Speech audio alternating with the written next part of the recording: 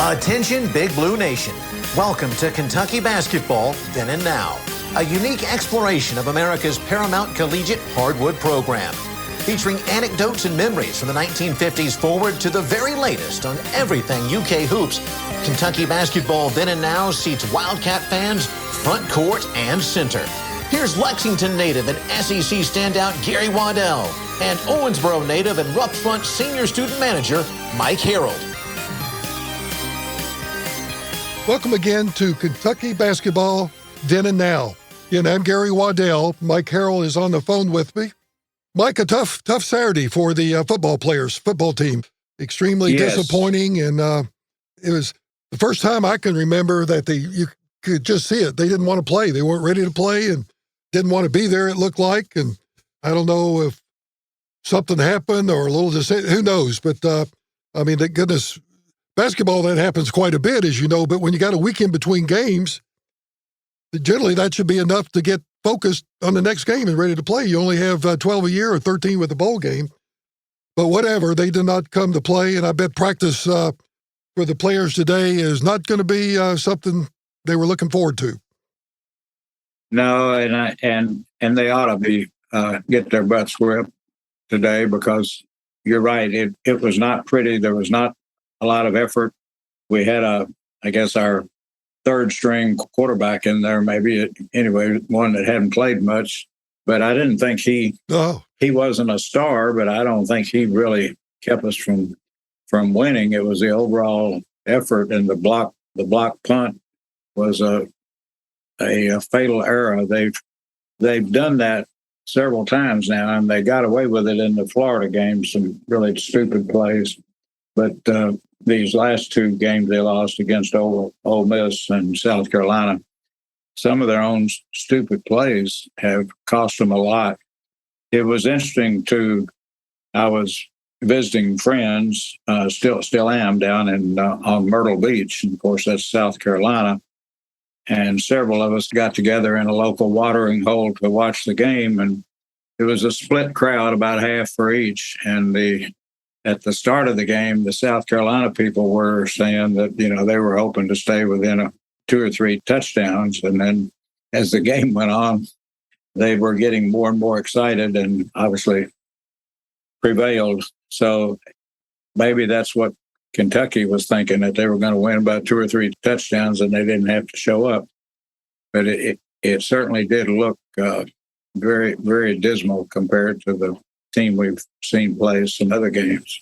You're exactly right. They're barely hanging on to top 25, and their tougher games are yet to be played. So we shall see. Hopefully they can turn things around and quickly.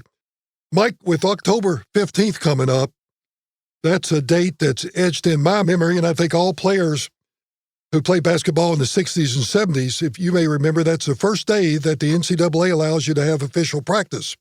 And that's on people's mind. And then December 1st is the first day that you can play a game. That has changed, of course, but that 6-week period between practice and the first game, after about 4 weeks, the players get a little testy. They're tired of playing against the same people, and all of a sudden blockouts can get a little nasty and under the boards, and that's when fights can occur. So anyway, that was a long period between those two games, and now it's about 3 weeks. Some teams are starting to play their first game here in 2 weeks, and they've only been 2 weeks of practice, so it's gotten a lot easier, to say the least. Yeah, it's a different situation.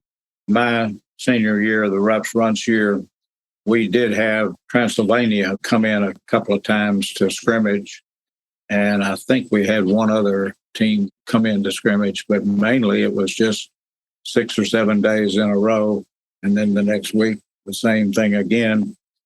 We only missed one Sunday, and that was because Coach Rupp had a time conflict with his basketball show than anything else. But he was pushing these guys, and they were tired, and they were trying to respond. But we can talk more about it some other day, or we can talk today. But this period is crucial, and our Rupp's Runts year, right before Thanksgiving, I remember thinking that my legacy, to the extent I would have one, was I was probably going to be known as the manager of the worst team Coach Rupp ever had, because they were really, really struggling. And it started to click over the Thanksgiving period.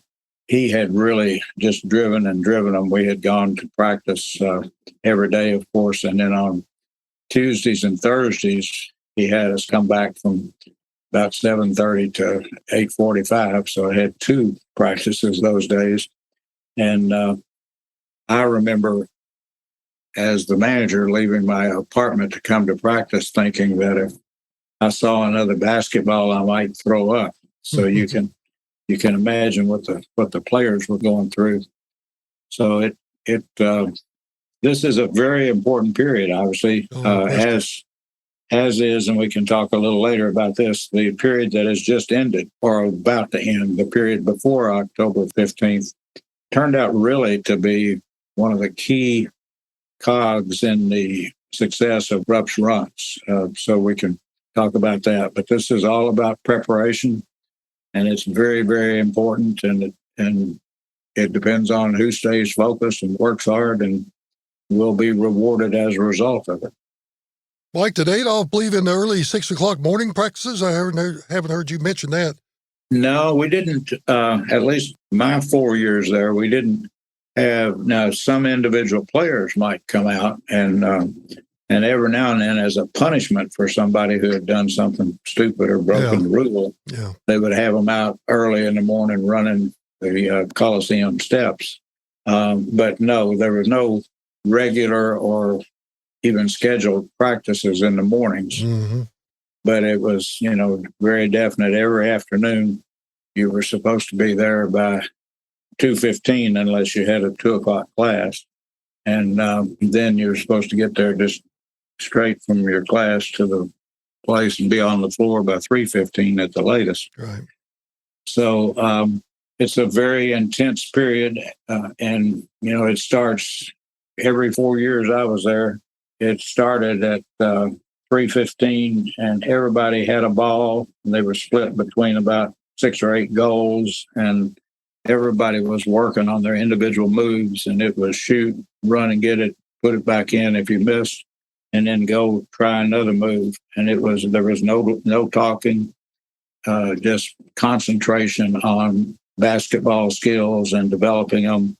And Adolph and Harry were sitting there watching, and they didn't usually have to say a lot because everybody knew what they were supposed to be doing. But it was a very intense period, and it helped a lot. Everybody says, Coach Rupp's teams usually shot well. Well, the reason was they had a 30-minute shooting practice under as intense situation as you could possibly get every day. Mm-hmm. And that was the start. And then Coach Rupp would walk out to center court at 3:45, and it was like magic. All of a sudden, every ball stopped bouncing, and everybody was running toward the center of the court to listen to the coach. And he would have, various things to say, like what we were going to work on today or something in the news. If you had gotten a good news article, you needed to be prepared that you were going to get your butt kicked in practice, because they didn't want you to get cocky. So he would jump on you. If there had been something that was kind of negative about the team or some individuals, he would do just the opposite. He would pump them up.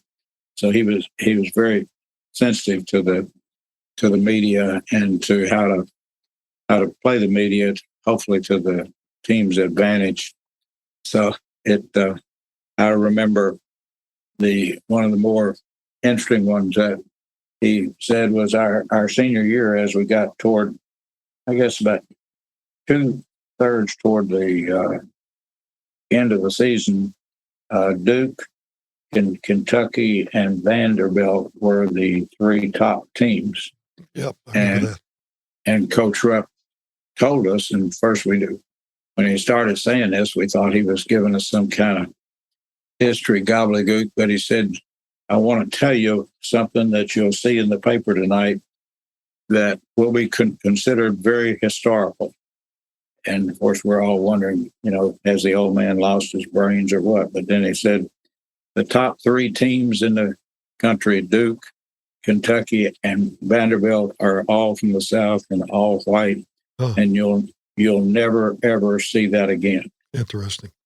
And so that was, but he always had something very profound to say to the players there, and it was very well thought out, and was one of the reasons that they did well usually year after year, is he was motivating them in a very positive way constantly.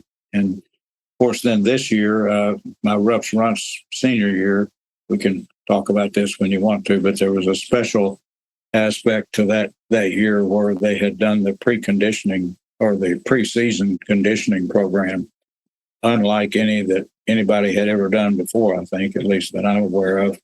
And it paid tremendous dividends as the season went on because everybody was in such great shape. Of course, Mike, all of that was on a voluntary basis, of course. Yeah.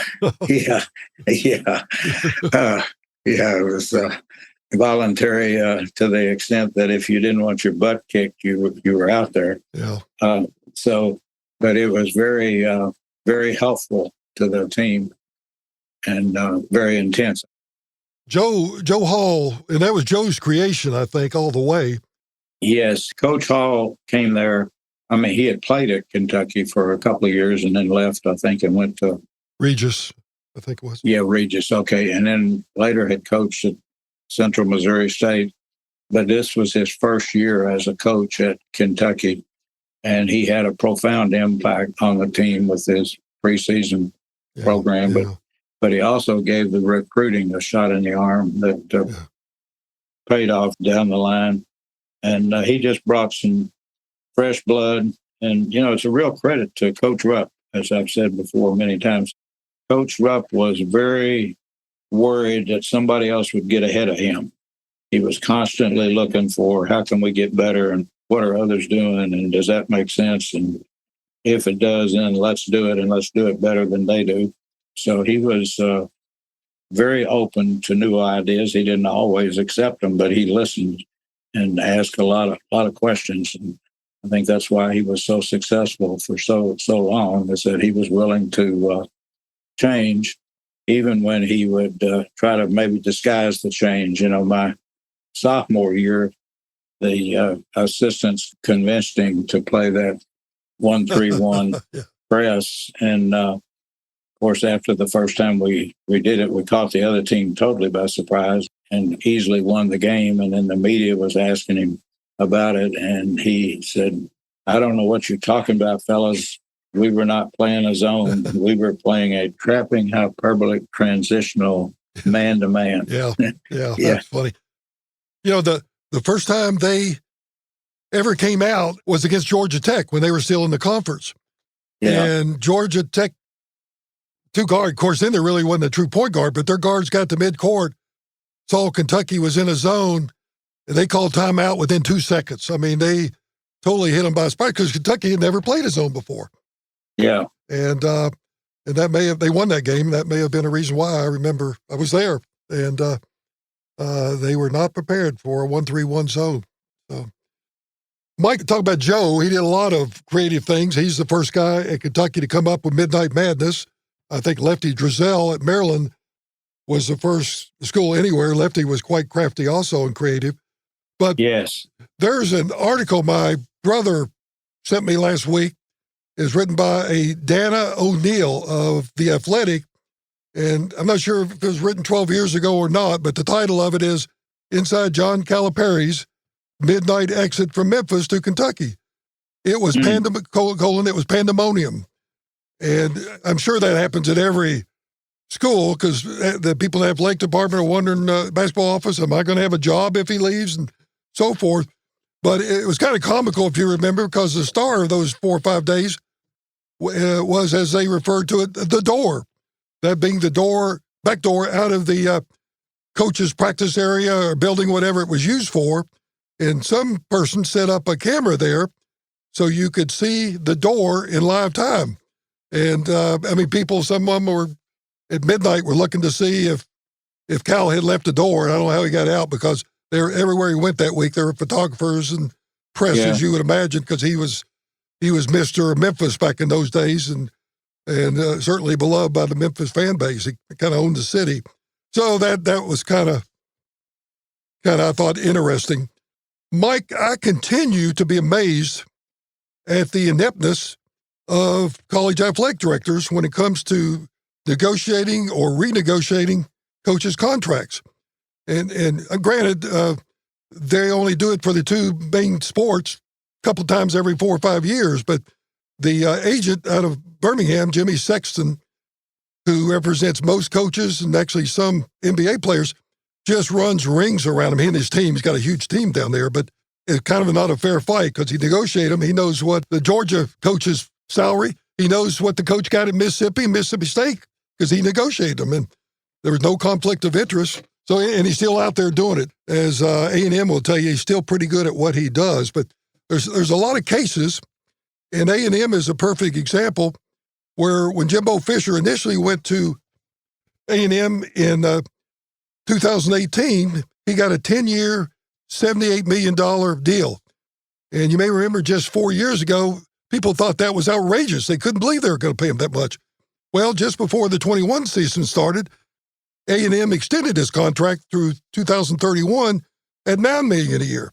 His record when they extended him was 17-8, but I guess they were filling the footsteps of LSU because they had a vacancy coming up, and the athletic director there hired Jimbo at A&M. But another one's Mel Tucker at Michigan State. He was hired for his first coaching job in 19 at Colorado, and he went 3-6 in the Big 12.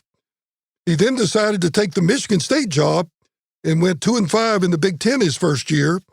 And then Michigan State decided they're going to give him a contract extension, which, I just looked at it and I didn't know the Michigan State situation, but why in the world are you giving an extension? But they extended him for 10 years at $95 million. And so far his record this season is 2-4, and his overall record at Michigan State is 18-16. So why they, after one mediocre year at Colorado, and again, that was his first head coaching job. He had been an excellent assistant and coached under a good program, Nick Saban, and many good coaches. But as we all know, being an assistant doesn't mean you're going to be a good head coach. And now Michigan State fans are wondering, we're stuck with this guy for 8 more years.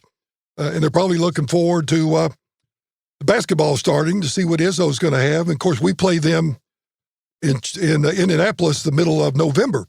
So that's our opponent this year in the revolving CBS Classic, I guess it's called. So anyway, I just kind of amazed. Some attorneys need to step up and represent the athletic directors. Got to pay them, but they need somebody that's good at negotiating and know what salaries they're going for on the other side of the bargaining table. And that hasn't occurred yet, where there's not a star that out there that represents the athletic departments. It's quite a lot going on. So yes, there is. Yes, there is. Anyway, Mike, a little birdie told me told me not to be surprised if Bo Allen doesn't transfer back to Kentucky next year. It's kind of not talked about much, but when the NCAA made it so easy for players to transfer and you don't have to sit out at all like you used to, they also made it very easy for players to transfer back to the school they were at. And I've heard of that a few times, but I didn't realize that was made any easier or anything. Yep, I just didn't think once somebody left, they would want to come back. No, that's a new rule. So one of the many things I come up with. Yeah, well, remind us where did Bo go? Where is he now? Oh, a school in Texas that I can't remember it. It's so nondescript. Okay. And Bo said, it was quoted say, I've been asked so many times why I transferred, and particularly to this school, because it's a Division II school, I think. It's not even Division I. And he's from Lexington, of course. His parents would love for him to come back and star at his hometown school. His dad played football at UK and so forth. So we'll see how that goes. Mike, I was very sorry to read a couple weeks ago that Patrick Young, you may remember the 2-time All-SEC center at Florida in the early 2010s, was in a one-car accident out in Nebraska this summer and is paralyzed below the waist. Oh, no. He's a good guy. He was appearing quite a bit in the studio for SEC Network back toward the end of the season. Was very polished, great dresser, and of course I like him because he's went to Florida. But I hope that he can come back and at least wheelchair bound, I know, but at least come back and still work in the network between games and before games, which is what he did. So also did a little homework this weekend. I didn't know it, but Oscar, should he want to, is eligible to come back to UK for the 23-24 season, thanks to the COVID year. So that's good to know if something should happen or he get injured mid-season or something that he can do that. I don't know if the NIL money will be significant enough again to that he comes back for another year. But if he has a mediocre year, which is possible, he may want to come back for that last year and get him back up to where he is now. So we'll see. Yeah. I think he's trying to compete with John Fulkerson at Tennessee for who can stay in college the longest. I thought Fulke down there was going to leave the Tennessee campus and go directly on Social Security. It seemed like he was there forever. Yeah. But anyway. So the old rule was that you had 5 years to complete 4 years of eligibility. Yep. And then they added a year for COVID. That's one thing that's changed. Yeah, yeah. Are there other changes that have allowed people to extend? That is it. They made it much easier, though, to transfer. And, Mike, you remember when you're at UK and I was at Florida, it was very hard to transfer within the conference. You had to lay out 2 years if you wanted to go from Auburn to, say, Georgia. And, of course, that has gone away to nothing, but it had changed to 1 year a number of years ago, like other conferences. But it's much easier to transfer now, much easier than it used to be. But so it'll be interesting to see how many of these players come back for. Be glad when all this COVID year gets gone, and we know as a fan who's definitely going to be back. Well, we don't know that now with transferring, but who is more than likely to be back the next year. Yeah, that's one of the. There's almost nothing you can do in the world that's all good and no downside. But clearly, one of the downsides of making it easier to transfer and the one and done and all of that is that the fans, at least the ones I know of, and I feel the same way, it's hard to know who's going to be on your team until they just about take the floor December 1st. Mm-hmm. And so I think it hurts the fan interest some because they're just puzzled about who's doing what, where, when. But the players like it, obviously, and I think it's here to stay. I'm not trying to. Probably so. The Supreme Court says so anyway. So the portal is, I think, great for the better programs. You look at North Carolina last year getting the real good transfer from Oklahoma. They would not have won the NCAA without a doubt had they not had I forget his name, the red-haired bearded guy shooting those threes from the corner. And UK, particularly this year, I think is going to do very well with the transfers coming in through the portal. So it is bad for a lot of schools. They recruited a really good player, may have got lucky in recruiting one, and he's going to be out of there in a year or two if he plays well and shows that he's a major player. So a lot has definitely changed. Also, I meant to say this last week, but kudos to Jim Andrews for being inducted in the Kentucky Basketball Hall of Fame. I played against Jim, used to hang out with him in the summers, and really good guy with a great shooting touch, one of the best scoring centers UK has had. And I discovered this weekend, he is one of only 4 UK players to average 20 points or more for 2 years. Don't have to be consecutive, just any 2 years at UK, he's only one of 4 that's averaged 20 points or more. In his case, a junior and senior year, which it is for most, I guess. And of course, it may be tough for someone to get in that class of 4 because of the good players going to go early to the NBA. But I think Jim is kind of an unsung hero, played on Rupp's last team. And again, having played against him, he was good and with a really good shooting touch. He would be in there in the Issel and Mel Turpin category as far as good touch around the basket, in my opinion. And also, the UK's Blue-White scrimmage is coming up Saturday the 22nd, a week from this Saturday, and it's going to be in Pikeville in the Appalachian Wireless Arena. I've got a lot of relatives in eastern Kentucky, most in Floyd, and I was not familiar with this Coliseum, to be honest, but it was built in 2005 and the pictures look like it's very nice, and it's owned by the state of Kentucky. So that kind of ensures it'll be kept up. And they've had a number of really good concerts up there, primarily country singers, but they've had a lot of good concerts. Mike, do you have a Adolph story? Yeah, I was thinking as the season started here, my senior year, we weren't supposed to be very good. We were picked like fourth in the SEC. And but as a result of the preseason conditioning and the really hard practices and the great leadership from the coaches as well as the players, we got off to a terrific start, and we were 10-0 at Christmas time. And of course, each game, all the years I was there, and I think as long as Coach Rupp was there, I don't know what they do now, but on game day, they always had a steak dinner at lunch with the baked potato and all the trimmings you could want, and salad, et cetera. And it was a very fine meal, especially if you were 18 to 21 and growing and running and hungry. And then he would have a much smaller, much less endowed meal right before the game of dry toast and a kind of a burnt small steak, just to give him enough to keep going, but he didn't want anybody with an upset stomach. But after the lunch, he would get up and talk for sometimes just a minute or two, and other times maybe 10 minutes or more. And so one, right after, I think it was a game we were getting ready to play Texas Tech. And yes, down in Lubbock. Yeah, I remember that. Blow them out, yep.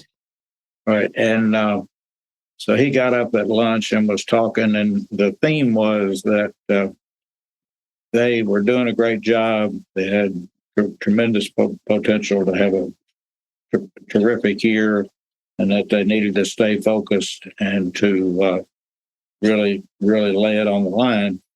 And so he was starting around the country to compare the other teams that were ranked.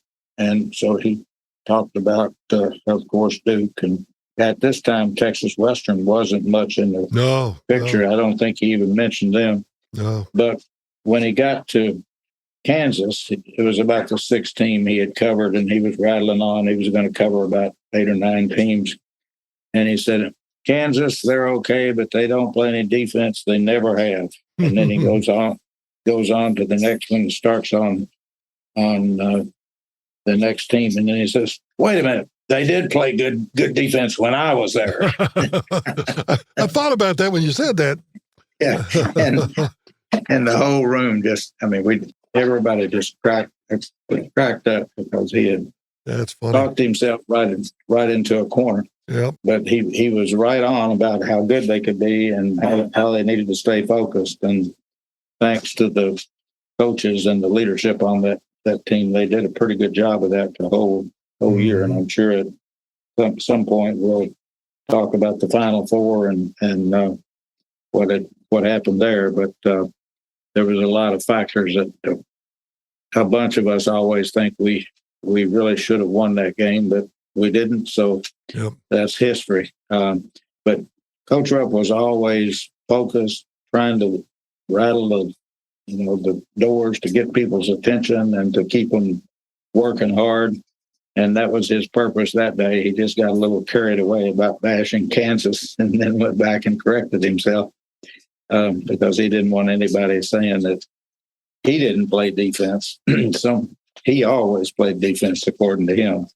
Like, it's ironic that Adolph died on a Saturday night. I don't know how many minutes, but it was right after UK beat Kansas in Lawrence, which is kind of ironic that he died the night UK beat his alma mater where he played. And I remember that's a very sad night for many, many Kentuckians when they heard Adolph Rupp had passed away. Absolutely. There was a real legacy there from Naismith, coached both Fog Allen and Adolph, and then they went on to coach at Kansas and Kentucky, and then Fog coached Dean Smith. Yep. And so there's, it's kind of like the bloodline of race horses there. There's some real class horses there. Fine people and very good coaches. Yep. Yes, that's for sure. Richard is also here with us. Richard, you want to share something statistical-wise with us? Absolutely. Of course, everyone knows that UK has won a lot of basketball games, not to mention 8 national championships over the years. Many of our listeners, maybe most of you, have taken in some of those victories, whether in person in Lexington or elsewhere on the road, or just via the TV in the comfort of your home. But probably only a few of you can claim to have seen the Wildcats' victory over Georgia on February 27th, 1956. But if you did, you almost certainly remember it, and remember it well, because that was UK's largest ever margin of victory, as they beat Georgia by 77 points. When the final buzzer sounded, the scoreboard showed Kentucky 143, Georgia 66. One of the remarkable things about this is that just 2 days before that, they had suffered a 24-point loss to Alabama, prior to which UK had been ranked 8th nationally, and Alabama was ranked 7th in the nation. So in the space of 2 days, the Cats went from a 24-point loss to Alabama to a 77-point victory over Georgia, a swing of 101 points. Now I ask you. That's coaching. Yeah, well, that's my question. I ask you, would you not love to have seen and heard what Coach Rupp said and did to coach his team to a rebound like that? Yeah, as K. Wood Ledford would say, I'm sure he's taking the paint off the walls in the locker room. So the one I thought you were going to say was the SEC tournament back in 96 or 7. But anyway, it was in Lexington that year before it went to the Mega Coliseum. Of course, it's now in a 18,000-seat Coliseum in Nashville, but Bridgestone. But they beat Tennessee 100-40. And that was a Tennessee team that was coached by Wade Houston, and his best player on the squad was his son, Allen Houston. Maybe the best player the state of Kentucky's ever produced. He's right up there toward the top with Unseld and a couple others. But no, he was good. And somebody said that when they were leaving after the game, of course, the hotel Hyatt's right adjacent and connected to the Coliseum, Rupp Arena, and they were going out and they saw the athletic director who had one of these plastic windbreakers, and the insignia on it was Tennessee football. And the guy said, I just thought to myself, that's why we just beat him 60 points. He didn't have a basketball, he had a football, and that's kind of where back then anyway, that's where the emphasis went. It's not that way anymore, of course. All the SEC teams are trying to compete and at a very high level in all sports, especially basketball and football. But back when we were there, I think there was a time when the Ole Miss basketball coach was made one of the assistant coaches in football, and the news release was he had been promoted. So obviously football was a much higher priority at that time in the state of Mississippi, as it was in a lot of everywhere places. but Vanderbilt, I guess, in the league. Yeah, and Tennessee had a good fan support with Ray Mears back in the day there, but no one else really cared. They didn't care until the TV money got very large, and the athletic director saw that, hey, we can build a better Coliseum and we can make money off this game. And then a lot of the athletic directors back then were football coaches, and they retired or died or whatever, and then they got professional ADs, not just figureheads. So that has all changed. Mike, I also, over the weekend, I found out that Oscar, if he wants to, is available to come back for the 23-24 season. And that's good to know in case something unforeseen comes up. And that's good. Yeah. I think we'd take him. I think we would. I wonder if that's also true of Sevier and some of the other guys that have only played 4 years. This will be their 4th year. So it's good to know. The COVID, just as far as sports, just keeps on giving. Yeah, it sure does. Well, fans, listeners, we're glad you joined us again. We hope you enjoyed our podcast, and we will have another one the end of next week, and we look forward to being back. You can now listen to our podcast and all the major hosts from Spotify to Apple to Google, Podcast Addict, which I found to be one of the easiest to get to our podcast. So we hope you'll listen again. Take care. Thank you for listening to Kentucky Basketball Then and Now. Mixed by sensational audio expert Daniel Dottridge of Atlanta Podcast Recording with web hosting by Buzzsprout. On behalf of hosts Gary Waddell and Mike Harreld, go Big Blue.